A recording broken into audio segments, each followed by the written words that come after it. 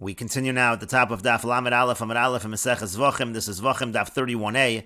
On the previous summit, the Gemara was discussing the Machlokas Tanoim in the Mishnah of Kezayis L'Mocher, Kezayis Bachutz. That's when a carbon is being brought and there's a disqualifying intent. First, there's an intent to consume a Kezayis of the carbon L'Mocher, tomorrow, meaning outside of the proper time. And then there's a disqualifying intention in terms of Kezayis Bachutz, that a Kezayis of the carbon is going to be consumed outside of the proper place. The Tanakama, the Rabbanan in the Mishnah, they say, since there is a second disqualifying intent of chutz l'makomo, so the carbon is in fact puzzle, but it is not considered to be pigul, and there is no liability to kares.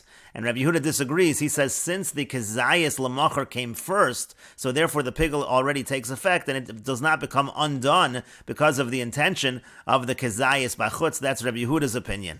And on the previous summit, the Gemara asked, what is the proper girsa? What is the proper text of the Mishnah? Is the case in the Mishnah kezayis, or is the text in the Mishnah kezayis ukezayis? And the difference would be, if the text in the Mishnah is kezayis, so those are really two separate statements, and then maybe in a situation of kezayis ukezayis, a kezayis l'mocher and a kezayis bachutz with the conjunction of and, so then maybe Rabbi Yehuda would admit that that's all considered to be like one machshava, like one thought. It's all mingled together. It's what's called of machshavas, and then maybe Rabbi Yehuda would admit in such a situation that we would say it's not considered pigul and there is no kares. Or again, maybe the text of the Mishnah is kezayis ukezayis, and Rabbi Yehuda argues even over there. And the Gemara now is in the middle of bringing a proof from a question that Levi asked Rebbe. Levi asked Rebbe, what would be in a case of kezayis l'mocher bachutz? Let's say it's all one phrase. The person is thinking that the kezayis is going to be consumed tomorrow outside of the proper place. So the question is that considered a situation where it's all eruv machshavas, the machshavas all mingled together,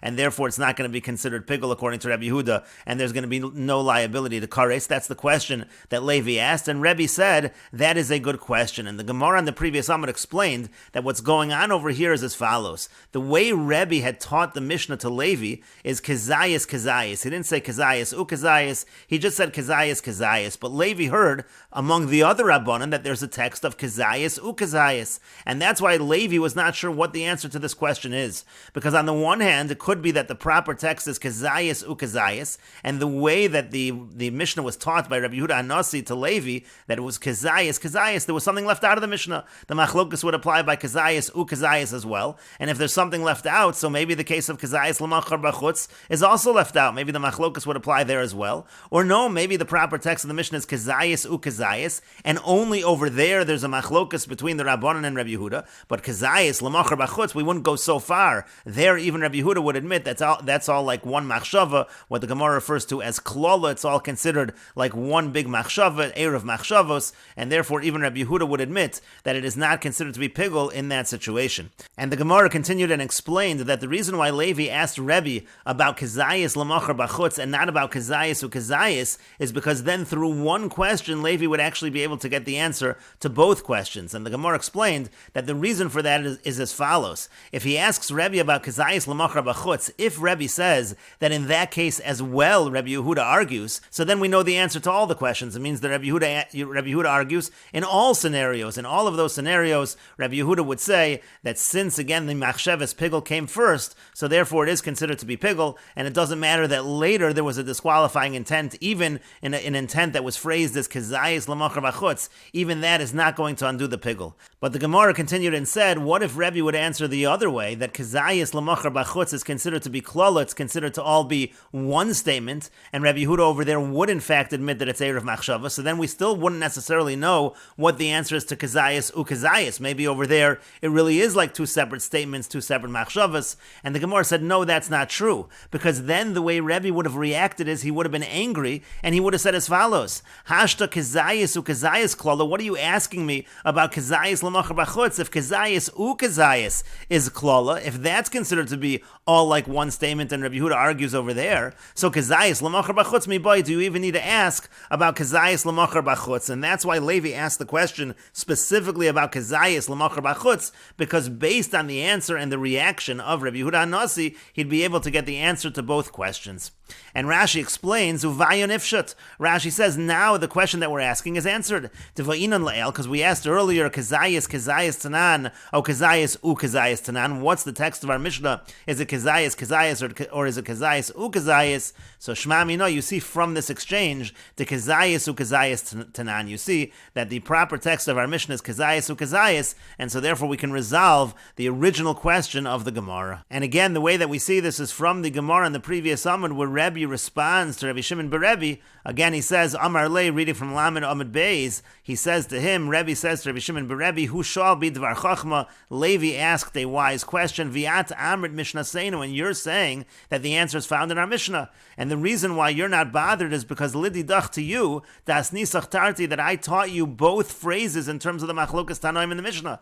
That again, the Rabbanan and Rabbi Yehuda, they argue both by Kazayas and by Kazayas Kazayas. So lo kashalach, that's why it wasn't a kasha to you, because again, you understood that the Machlokas was by both Kazayas and Kazayas Kazayas, but there would not be a Machlokas by Kazayas Lamachar Bachutz. But again, that wasn't the way that it was taught to Levi. That's why Levi had a question. And again, in any case, we see that the Machlokas in the Mishnah is both by Kazayas and Kazayas Kazayas, and that is the answer to the question from the previous Amud. And the Gemara continues, Itmar, it was stated the following Machlokas Amoroim, Chatzi Zayis Chutz Lizmano, let's say he has a machshav, an intent to eat a half a Zayis outside of the proper time, and then Chatzi Zayis Chutz L'Makomo, another half a Zayis outside of the proper place, and then V'Chatzi Zayis Chutz Lizmano, and then another half a Zayis outside of the proper time. What happens in such a situation? Amar Rava says, Vayiketz Kiyoshin HaPigel, what happens is that which was asleep now awakens, the pigel is awakened. The idea over here is that we can disregard the Chatzi Zayis Chutz L'Makomo, because it's not even a shear, it's not the requisite amount, and essentially you now have a full Kazayis Chutz L'Zmano, and therefore it is considered to be pigel according to Rava. For Rav Hamnuna Amar, Rav Hamnuna says, Eruv Machshavas have, no, it's a mixture of Machshavas. You have here a Machshavas Chutz L'Zmano and a Machshavas Chutz L'Makomo, and therefore it may be a disqualified carbon, but it is not going to be pigel, and there will be no liability for kares. And Rashi explains, Vayiketz Kiyoshin Pigel, Kevan Shemotza, Chatzi Zayis Rishon, Chatzi Zayis Achron. Once the first half Zayis finds the second half Zayis, Shehumino, which is of the same kind, meaning they are both Machsheves Chutz Lizmano, so Neyor Mishnah, so it awakens from its sleep, Umi Bitulo, and from being nullified, Shenitz Tarif, Im Chutz L'Makomo L'Psol V'lo L'Fagel, because again, originally it was joined with Chutz L'Makomo for a disqualification and not for Pigel, but now, V'chozer Mitztarif Im Zel L'Fagel, now it's going to join with the other Chutz Lizmano to create Pigel, U'Botalo Chatzi Zayis to Chutz L'Makomo, and the half a Zayis of Chutz L'Makomo, that we disregard, Milahotzi Midei Pigel, it no longer takes it away from being Pigel, Dein Chatzi Zayis Moel B'Makom Kazayis, because the Chatzi Zayis is not relevant if you have already a Kazayis in terms of Chutz L'Zmano. V'lo Amrin Kvar Nitztarif Im She'etzl L'Fsol, V'lo Yachzor V'Yifar Mimenu. We don't say that it already joined together in terms of Psol and it's not going to separate. We don't say that. Rather, according to Rava, we say that now it really does become Pigel. And again, the Gemara then brought the opinion of Rav Hamnuna that Eruv Machshavas have it, that it's a mixture of intents, Mikevan Shenitztarif, meaning once the Chatzi Zayis Chutz L'Zmano and the Chatzi Zayis Chutz L'Makomo, once they combine and create a psul that's not Pigel, so Shuv Lo Yerit, so it no longer descends, it no longer goes away, so to speak, and so therefore, according to Rav Hamnuna, it will not be Pigel, it just will be disqualified. And the Gemara continues, Amar Rava says, Minoa Minullah, from where will I show you, from where can I prove that it awakens, and in this case it actually would be Pigel? Tetzanan, we can prove it from the following Mishnah. This is a Mishnah in Meseches Taharos. The Mishnah says, Kibetza ochel rishon or kibetza ochel sheni. Let's say you have a kibetza, which is the size of an egg, of an ochel, of a food that is a rishon latuma, and then you have a kibetza of a food that is a sheni latuma, and shabulolon is zebas, and you mix them together. So now you have the mixture of these two foods. What happens? Is it considered to be a rishon latuma? That's a first degree tumor. Is it considered to be a sheni? Is it considered to be second degree? And so in such a situation, says the Mishnah, rishon, it's considered to be a first degree tumor. It's considered a rishon in that case. Now chilkon, let's say you divide it, you now split it back in half, this food. So now zeh sheni v'zeh sheni. Now each half is just going to be considered to be a sheni. We'll see Rashi in a moment. And hachazar v'irvin, but the point is, the proof that he's bringing is as follows. If you would then go ahead and remix them together, rishon have, apparently it would be a rishon. You see that it awakens, so to speak. And just like we see this concept of awakening when it comes to tumah, we should apply the same thing when it comes to pigel. Rashi explains Rishon, again, if you mix it together, it's a Rishon. Hataroves hazeh, this mixture, again, in this case, in the Mishnah, you're mixing a kibetza, which is a Rishon, and a kibetza, which is a Sheni. So this Hataroves hazeh, Torah's Rishon, all of it's considered a Rishon. Lasos mago Sheni, and if it touches another food, that food will be a Sheni. Da'ika shiura de Rishon begavio litein tumah, because at the end of the day, you do have a kibetza that's a Rishon, the shear is a kibetza. You have a kibetza that's a Rishon, so it's all considered to be a Rishon. Now, if you then split it in half, so Chilkan, if he splits them, Zeh Sheni v'Zeh Sheni, each one's a Sheni, Sharei b'chol echad chatzi shear de Rishon, because here we have a case where each one of what was split is a half shear, which is Rishon, v'chatzi shear de Sheni, and a half shear, which is Sheni. We assume there's a half a Beitza that's Rishon, and a half a Beitza that's Sheni in each one. Utanan l'kaman v'shmaita, Rishon v'Sheni mitzdarfen l'tameh, b'kal sheb'shneim. We learn later on in the Sugya that if you have such a situation of a Rishon and Sheni together, and together they combine to make the shear, so they're only going to combine latame at the more lenient of the two, which in this case is going to be a sheni. And so then we infer as follows: hachazar v'ir von rishon. If you remix it together, it would be a rishon. Can a mesayim v'azal migufat demasnisin? Again, as we can learn from the end of the Mishnah, alma keshachazar umatzes mino. You see that when it goes ahead and finds its kind, neyor, it awakens mitziruf to sheino mino from the combination that it had before of sheino mino, and so therefore we again apply the same logic when it comes to pigul. And the Gemara continues, Mimai, how do we know that this inference is correct? Again, that if you remix it together, it's going to be a Rishon. Miniktani Seifa, because from what it says at the end of the Mishnah, it says, Nafal Zeh bi'atzmo v'zeh bi'atzmo. Again, when it's split in half, if this one falls on its own, and this one falls on its own, al kikor shel truma, on a loaf of truma, so paslua, it makes it pasul, and makes it disqualified. Now, the language of pasul when it comes to truma means that the truma becomes a shlishi. We're considering each half after this mixture was split, we're considering it to be a sheni, as we said, and so a sheni touches truma, the truma becomes a shlishi. That's called pasul. It's referred to as pasul because shlishi is the lowest form of tuma by truma. Truma cannot become a revi. That is the last stage of the truma. But naflu shnei and ka'achas. But if they both fall together at once on the truma, so then asu a shniya. So then they make it a shniya. They make it a secondary tuma. Now again, they're considered to be like a rishon because they both fell, and so therefore you see that if you remix them together, they're going to have the status of a rishon. And Rashi explains, Nafal Zeh bi'atzmo v'Zeh bi'atzmo, if they fall independently, meaning Kishenistalik harishon, meaning the first one falls, the first half falls on the truma, then it's removed, then Nafal chaver oleh, then the other one falls, so pasla, so then it makes it pasul, meaning it's considered a shlishi, that's the last stage of tumah for truma, velo tima, but it doesn't make it tameh, because tameh means it's a sheni, there can be yet another stage, leyaso shniya, that it would be a secondary tumah, would be a sheni. Shekashen nafal ha'echad lo hayabo kibeitza rishon, because again, when the first one fell, there was not a kibetza, which was a rishon, because we assume that first half is a half a beitza, which is a rishon, and a half a beitza, which is a sheni, so it's a sheni. And then when the next one falls, so the other one was already removed.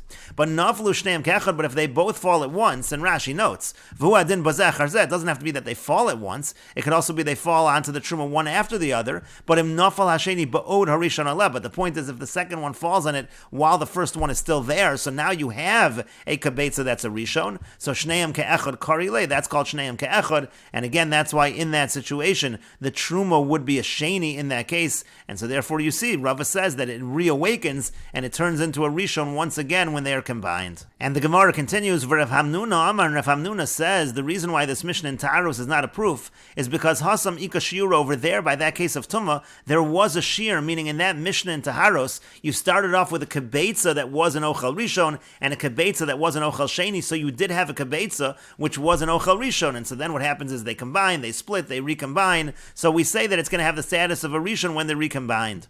But hachabit over here, in the case that we're asking about, it starts off with a half a shear, with a half a zayis of chutz lizmano. You never start off with a full shear, so hacha over here, leka shiura, you never have that full shear at the outset, and that's why it's different in this situation. And Rashi explains, hasam over there, ika shiura meikara, in the beginning there is a a shear. Meikara shalim, who it's a full shear of a nechlek, and then it's split.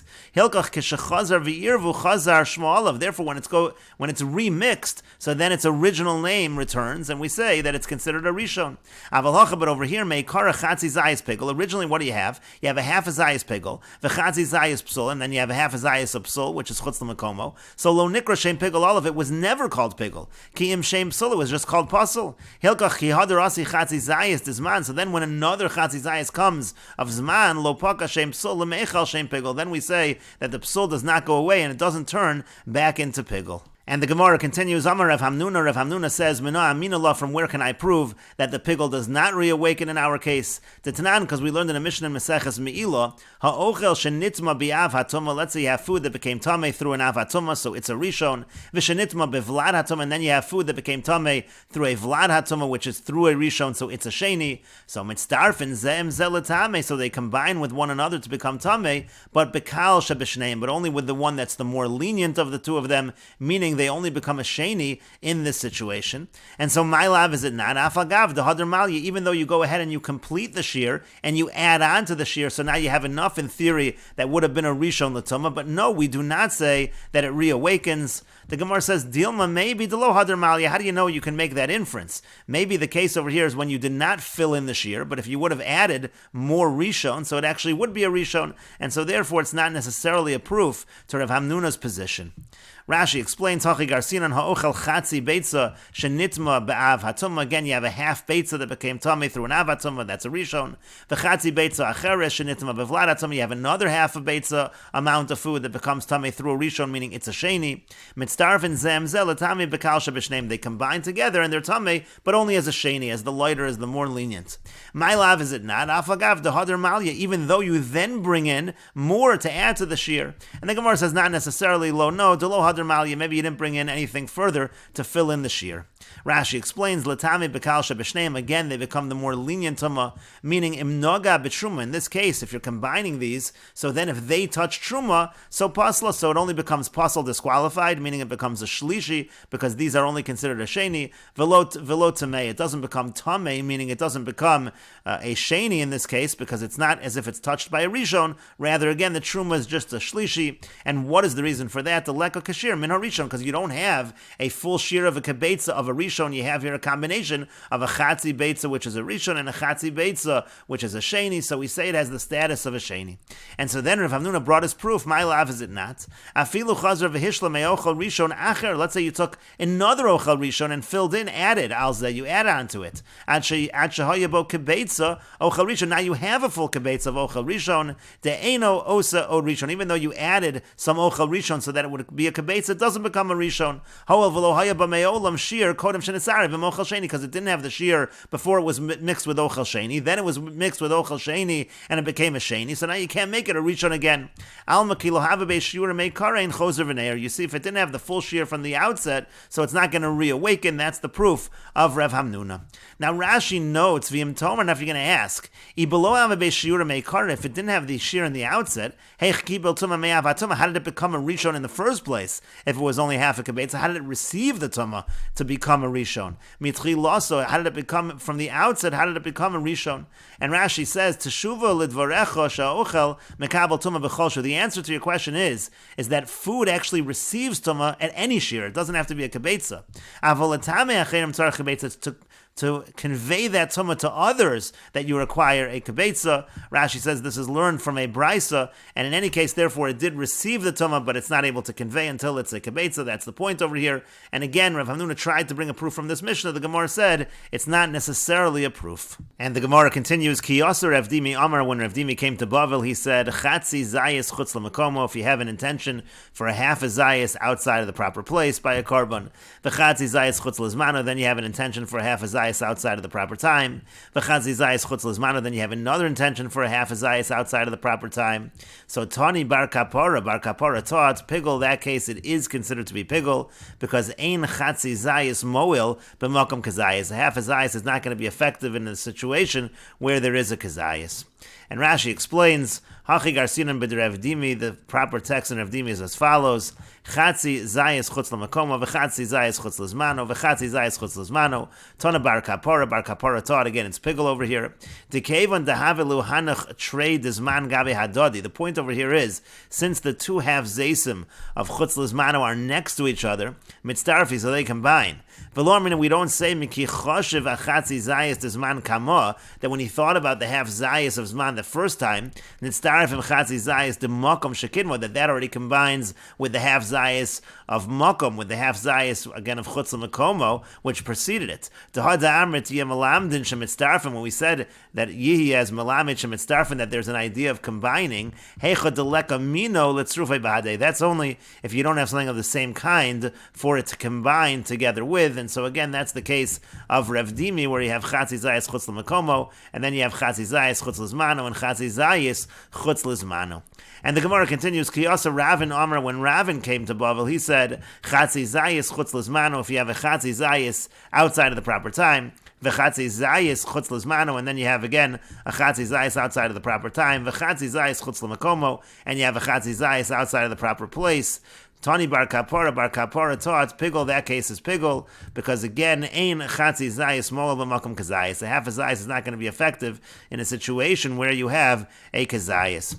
And Rashi explains, Ki also Ravin Amar, when Ravin came, he said, Lav hachi Tani bar kapora. He said, that's not what bar kapora taught. The kevon shekidmo chatzi zayis d'makom, because if the chatzi zayis d'makom preceded, so asi chatzi zayis kamod zman v'tzdarif. So really the chatzi zayis of zman now, that first one will combine with the chatzi zayis of makom. V'shuv ein chozer v'nir, and it's not going to reawaken.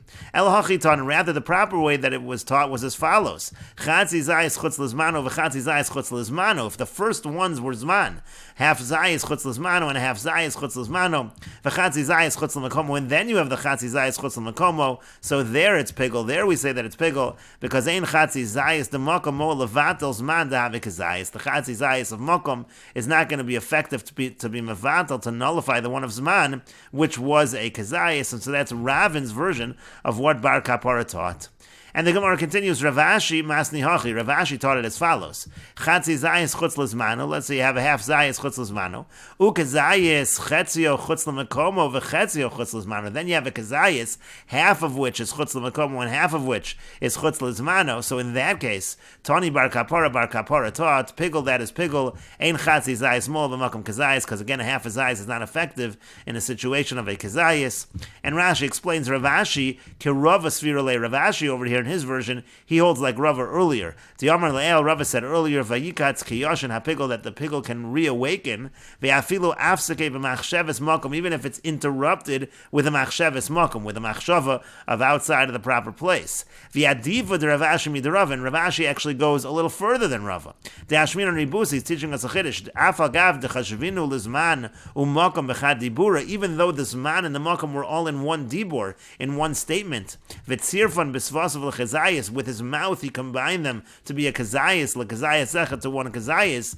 Afilu hachim mitzdarf lamino. Nevertheless, again, the zman is going to combine with its like kind, and we're going to say that it is in fact pigel. And the Gemara continues, Amar Rabbi Yanai says, Chishev shiochlu klavim l'machar, if he has intention that the dogs should eat it tomorrow, so he's not intending that he's going to eat it outside the proper time, but it's the intention that dogs will eat it outside the proper time. Pigel, that also is considered to be pigel. Techsiv, as it's written in the pasuk in Sefer Melachim, V'asizevel yochlu haklavim b'chelik Yisrael, it talks about the klavim, the dogs, eating, so you see that's called eating, and as long as it's called eating, that can be considered an intention that causes pigel. But the Gemara continues, Maskefla Rabbi Ami asks on that, Elameata, but according to that, Chishev shetochleo eish l'machar, what if he has an intention that fire should consume it the next day? Techsiv tochleo eish lo nufach, because the pasuk does say that eish you can use the word achila, eating, consumption by fire. So hachanami de pigel, are you going to say that also it's considered to be pigel?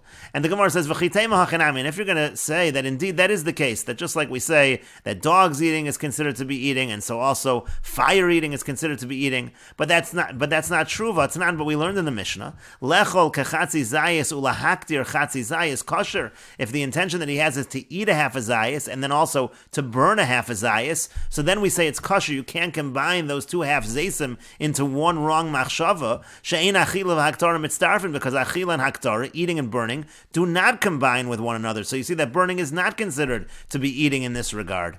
And the Gemara continues and answers, Ida afka b'loshan achila. Actually, if he would have formulated the fire in a language of achila, so hachanami, actually, indeed, they would combine. If the way that he would have phrased it is that it's going to be eaten by the fire of the mizbeach, and then also you have a half a zayis eaten by the fire of the mizbeach, and a half a zayis that's being eaten by the person, so then it actually would combine. But hacha b'mayaskin, and here what are we dealing with? The afka b'loshan haktara, where the way it was phrased was a language of haktara, of burning.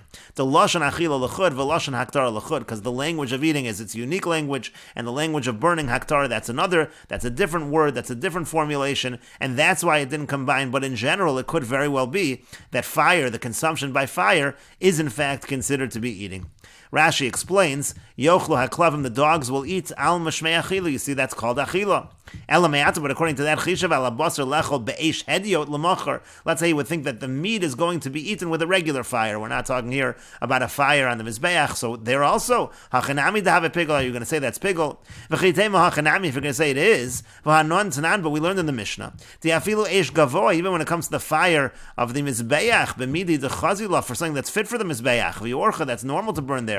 Lo mitzdarfa, you don't combine im chishva im achilas adam, if you had intention together with the person eating. V'afagav de achila shma, even though again it's called achila. Alma lo medami achilos lahadad. You see that achilos are not necessarily compared to one another. D'chol chada v'chada lemil sehu da'av achila. Each one is its own unique achila. And the Gemara continues, Boy Ravashi asks the following question, Chishav lechol kezayis b'shnei b'nei adam. Let's say he has intention that a kezayis is going to be eaten outside of the proper time by two people. So mahu, what's the halach in that case? Basar machshava azlinan, do we follow his intention to ika shiur, and his intention was with regards to a kezayis that did meet the requirement of the amount? O basar ochlan azlinan, or maybe we follow the amount of people eating, and each person eating is eating less than a kezayis v'leka shiura, so you don't have the proper amount. And the Gemara says, Amar Abai says, Tashma, coming here, a proof from the Mishnah. Lechol kachatzi zayis, ulhakter kachatzi zayis kosher. Again, if he has intention that a half a zayis will be eaten outside the proper time and a half a zayis will be burned outside of the proper time, so that's still kosher. She'ein achila v'aktar mitzdarfen, because the eating and the burning, they do not combine. And Rashi explains, Basar ochlen shnayim ha'ochlen es hazayis. We follow those who are eating, the two people who are eating the kezayis, and we will continue with this discussion in the next video on Daf Lamed Aleph Amid Beis.